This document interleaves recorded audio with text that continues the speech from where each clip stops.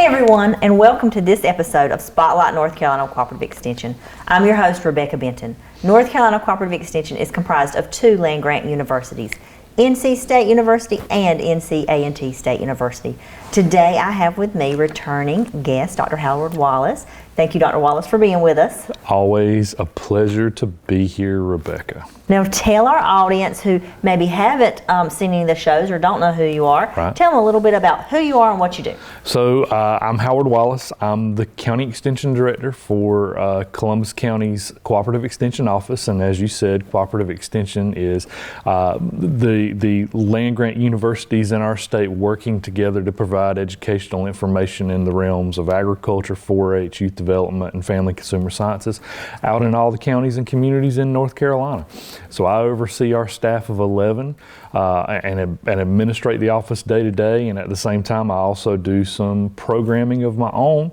I'm traditionally a horticulture agent, as you're well aware, but at the same time I've also taken on the responsibility of teaching our community digital skills, which is what I'm here for today. All right, well I'm excited because you just told me that we're going to be talking about shopping during the holidays. Online shopping during the holidays. And trying to avoid the scams and the pitfalls that we can sometimes find ourselves in when we're trying to shop online. Some of this stuff I've talked about in previous videos, I know, but it is good to always kind of reiterate these things. Absolutely. The FBI actually just last week put out a notice for folks for the top 3 or 4 things they need to watch out for, which is what I made notes for. These? This is interesting. Yeah, now some of this stuff we have definitely talked about before. The number one thing they tell us to watch out for during the holidays are what they call fake e-commerce counterfeit listings. These are things that are going to be too good to be true and are going to be found in the most popular e-commerce or on the most popular e-commerce websites. eBay being number one, but also Facebook Marketplace and even Amazon. We've talked a little bit before about how you have to be careful about what you're buying on Amazon to make sure it's coming from Amazon direct or if it's coming from a secondary seller, because they could sell on that platform as well. So that's one thing that the FBI is warning about, and it's primarily on high demand items. So it's going to be on things like video game consoles, jewelry. It's also going to be on, for the ladies, some of these expensive purses that everybody seems to love during the holidays and things like that. Also cell phones. And it's a matter of thinking in terms of if it's too good to be true, it probably is. Yeah. So you can search multiple sites. And there are even apps that will allow you to compare prices across a lot of these platforms. And if you come across something that is a significantly discounted item compared to what you're seeing at other sites, that's a pretty good red flag that maybe something's not legitimate out it. Gotcha. One thing that they love to do on eBay, especially with gaming consoles, is they will advertise it as the console, but in the description it will actually just be for the box of the console. And that's kind of a gray area with the terms of service on eBay. So you end up paying $300 for a PlayStation 5, but you actually just end up with a PlayStation 5 box. Without the PlayStation in it. Without the PlayStation in it, yeah. And it's the way that they describe it. So be mindful of those descriptions as well, and make sure you read through that. That's terrible. So that's number one. Very deceitful. It is. Number two, and we talked a little bit about this too, is gift card fraud.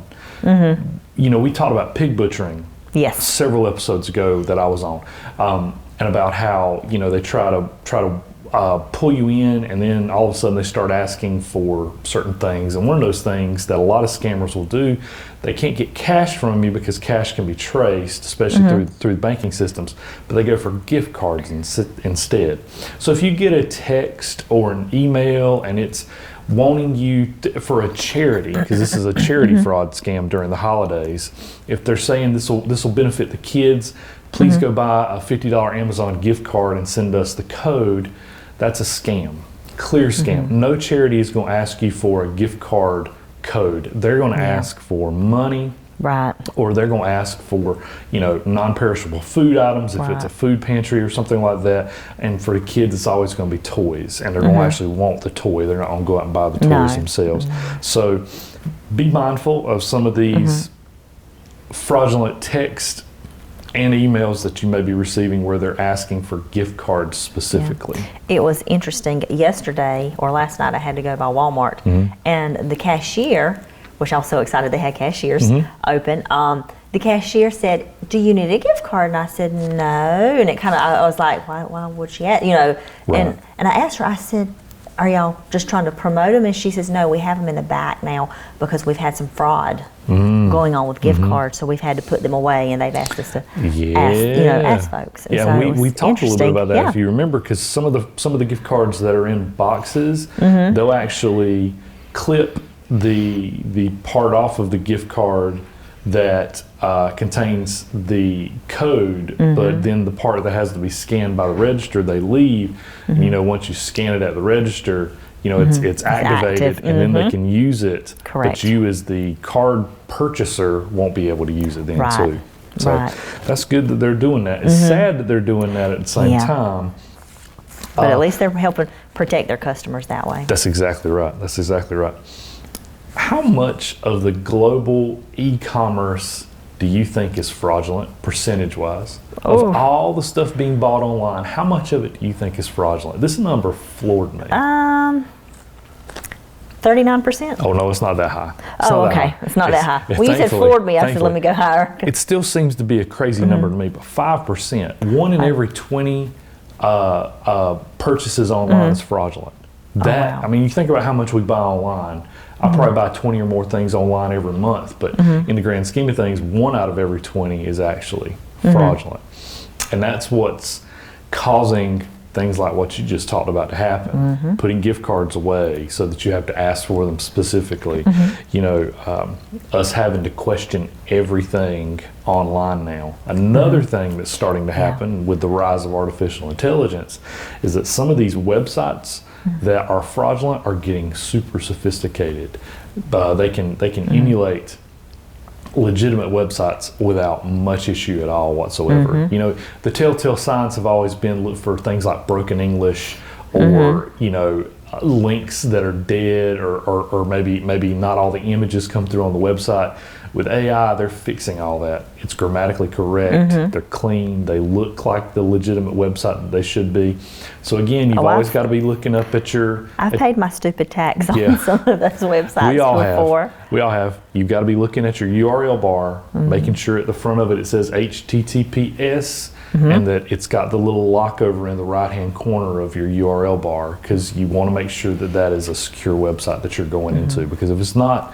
And say that one more time, how to determine if it's a secure. So you look on your internet browser where you actually put in the URL. At the front of the URL itself, it used to say HTTP, but it would say HTTPS, which means it's secure. Hypertext Transfer Protocol Secure, HTTPS. And then on the right-hand side of the URL bar, you're going to see a little lock. And that means it's a secure connection to a legitimate site, and not a questionable site that might provide you with the opportunity to have your data or information stolen. That'll probably be a little helpful for me, because I was actually looking at something, and these cute little outfits, these mommy daughter outfits come up, and they were like $5 a piece, and I'm like, it's too good to be true. I know this better. But I did go look them up on the Better Business Bureau, and they said it was a legitimate business. So I still didn't buy, though, because I didn't trust it. And I'm so glad you brought that up. The biggest thing I tell people is trust your gut when it comes to this. If it feels too good to be true, like we said earlier, it probably is. If something doesn't feel right about it, it's probably better not to do it. The other thing that we've talked about a little bit on the show before too is don't use your debit card, use a credit card. Your buyer protections are greater on a credit card than they would be on your debit card. I think I've given you this analogy before. When it's a debit card, the bank looks at it and says, well, that's your money. But when you use a credit card, the bank looks at it and says, oh, that's our money. And they're much more apt to go after them to try to fix that fraudulent charge than if it was your debit card purchase. I will say this, fraud is becoming so rampant now that if you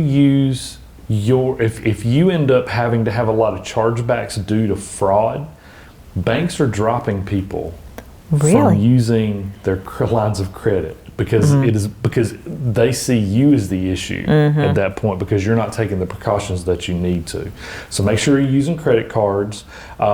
Verify your charities. You went out to Better Business Bureau to check on that business you were going to purchase from. You can do the same thing with charities. I mean, just look them up to make sure that they are who they say they are, because there's a lot of charities popping up this time of year, and it's even more so now in North Carolina because of everything that happened with Helene out in the West. So bear that in mind too. And monitor your shipping. I am a hawk. When I get a tracking number, I'm watching it because I want to make sure it gets here. Because another thing that can happen is, and I've heard this mainly happens with some of the overseas companies like Temu and AliExpress, but you purchase something a too good to be true price, so maybe you're not out a whole lot, but it never gets delivered because it never ships in the first place. Right. So make sure that you're monitoring your shipping to ensure that it is actually coming to you, because if it gets stuck in Fayetteville, for example, and it came from California, somebody really was trying to get it to you. Something happened in Fayetteville though. So monitor your shipping. Yeah. I like one of the protections they put up though against that. I've had a lot of having stuff shipped. They take pictures now and they send it to your information, which is nice. So if your neighbor has your stuff, you know where it's at. You're like, hey. That's right. And I think that's great. We were talking about that in the office just yesterday. Another staff member of ours, we were having that conversation about how now, I have peace of mind to know when it's put on my front porch. It's where it's supposed to be and it has been delivered. The other thing is, don't wait until after Christmas to say something went wrong. If it's happening right now, here we are in the beginning of December, but if you can tell something's wrong with your order, respond to it now. The banks are going to be less likely to respond to any fraud if you wait. Like if you pay a credit card bill between the time the fraud happens and the time you report it, chances are good the bank's going to start to question, well, why were you paying on this bill when you suspected that there was fraud that was going to occur? So make sure that you're staying on top of things. When you start to realize something bad has happened, go ahead and jump on it right then. The sooner the better. So I probably ran through these super quick. If there's anything else you want to ask about, I don't want us to run we are on your time. We are on your time. We're not going to run short today. Is there anything else you would like to share with our audience? So when it comes to shopping online, I will say this to kind of, you were talking about how an item, it felt too good to be true. I really wanted them pajamas too. You have to be mindful as well, and this kind of gets out of the realm of digital skills, but sometimes you can still get a product even though it isn't really what it was described as. There's been a lot of that happening. Or does it look lately. like the photo exactly? Exactly. That's that something that rhymes with ish. Yeah. Everybody jokes about. I know that you and some of the other ladies in our office really love Temu, and I have noticed that Temu has a bad habit of providing a product image that people jump on, and then when they receive it, it is not really what was seen in the picture. I saw somebody at Thanksgiving who had ordered this sweater, and they showed me the picture on Temu. It was just rhinestoned up with this big ginormous turkey on it, and then when they got it, it was just a bunch of turkeys with just a little bit of glitter paint kind of put on it. That wasn't exactly what they had said. You have to read those descriptions very well, I've learned, because it will be printed on it and not actual sequins, because I like sequins. So I read and I'm like, and then I look at the reviews before I purchase it, and I look at people's pictures to realize what I'm purchasing. And that's a great tip. Going back to our point before, reading the description very well, because they will try to get you to slip up and just make a purchase. And some of these, some of this fraud is getting very savvy to the fact that if they cheat you out of several $100s, and they do that to multiple people, it draws a lot of attention. But if they get you out of $3 or $5 and maybe you don't even have time to dispute it. Well, I do have to have some credit. If I've never not had a return, like if I've got something that I didn't like or was not what I thought it was, I have never not been able to send it back. And most of the time, because of the very cheap price, it may be donate, Right. and we'll give you your money Right. back. So, Yeah. there are some good, honest sellers out there. And that goes back to making sure you're going to a legitimate site. A lot of times legitimate sites, I've had stuff shipped to me that was not what I was supposed to, it was not what I had ordered.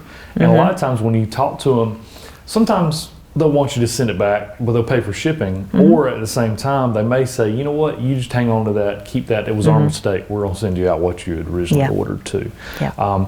And that's why it's always really good to contact them directly. I'm not a big fan of online chat. I would much rather call and hear a person. That is getting more difficult. A lot of places are moving to online or to some automated system through email. But if you can do that, you'd be surprised at how much these legitimate websites are definitely going to want to help. Well, Dr. Wallace, I just want to say thank you so much. This information has been very insightful. Hopefully it will inspire some people to be conscious of what they're purchasing online and give them some tips and tricks that helps protect themselves as the customer. That's right. So anyway, again, thank you. Thank you. Audience, thank you for watching this episode of Spotlight North Carolina Cooperative Extension. We look forward to seeing you in the next one.